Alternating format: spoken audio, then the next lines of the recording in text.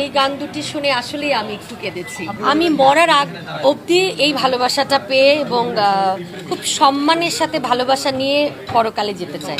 এইটা তো আপনারা সব থেকে জ্ঞানী মানুষ, আপনারা উঠাতেও জানেন নামাতেও জানেন। এটা আমি আপনাদের পুরোই দায়িত্ব দিলাম, কারণ আমি আপনাকে প্রথমেই বললাম যে আমি সবসময় সব কিছু পজিটিভ গ্রহণ করি। সো পুরাতন জিনিস এখন দেখেন, আমরা এখনও আমাদের বড়দেরকে আমরা অনেক সম্মান করি, এই শিক্ষাটা আমাদের পরিবার থেকে পেয়েছি। আজকে আখি আপুর অনুষ্ঠান, আমরা কিন্তু আমার অন্য কাজ ছিল কিন্তু চলে এসেছি কারণ আখি আপুকে অনেক ভালোবাসি। আপু, আপনাদের সময় যেমন দেখতাম আমরা প্রোগ্রাম অন ছিল, প্রোগ্রাম হতো ফুল বিশেষ করে শিল্পী তৈরি হতো। এখন যারা করছে তারা নাকি ব্যবসা করছে, যারা শিল্পী তৈরি করছে, যেই প্রোগ্রামগুলি করছে সেটাকে আপনার কাছে ব্যবসা মনে হচ্ছে?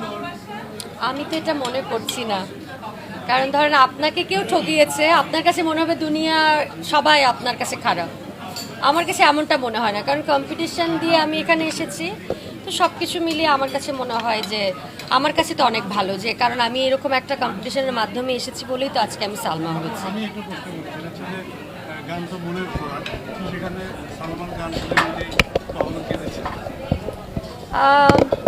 কেঁদেছি বলতে আমার গান শুনে আমি ওরকম কান্না করা হয়নি, তবে রিসেন্ট দুটো গান আমি করেছি, এই গান দুটি শুনে আসলেই আমি একটু কেঁদেছি।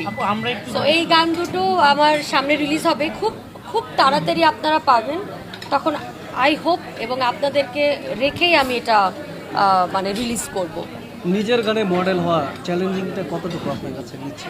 এটা জাস্ট আমরা লিপসিং করছি, নট মডেল। আমি আসলে মডেলিং করা বা অ্যাজ এ অ্যাক্ট্রেস আমি মনে করি ওটা আরেকটা কঠিন কাজ, ওটা আমার পক্ষে সম্ভব না। আমি জাস্ট গান গাইতে পারি আপনাদের ভালোবাসায়। আপু, দেশের বাইরে অ্যাওয়ার্ড বা গানের অনুষ্ঠানে যান, কিরকম সারা পান? আরও বেশি পাই, কারণ দেশের বাইরে যারা থাকেন তারা আসলে বাংলা গানকে অনেক মিস করেন।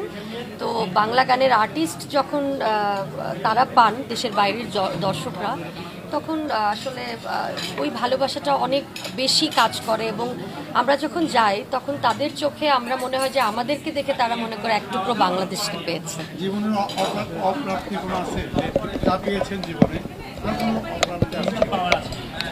অপ্রাপ্তি বলতে তো আসলে কিছু নেই। আমি মনে করি যে এই যে আপনাদের ভালোবাসাটা একদম ছোট্ট জীবন থেকে পেয়ে এসেছি, আমি মরার আগ অবধি এই ভালোবাসাটা পেয়ে এবং খুব সম্মানের সাথে ভালোবাসা নিয়ে পরকালে যেতে চাই। মানে তার আগ পর্যন্ত যা পেয়েছি আমি আলহামদুলিল্লাহ, সব কিছু নিয়ে আলহামদুলিল্লাহ।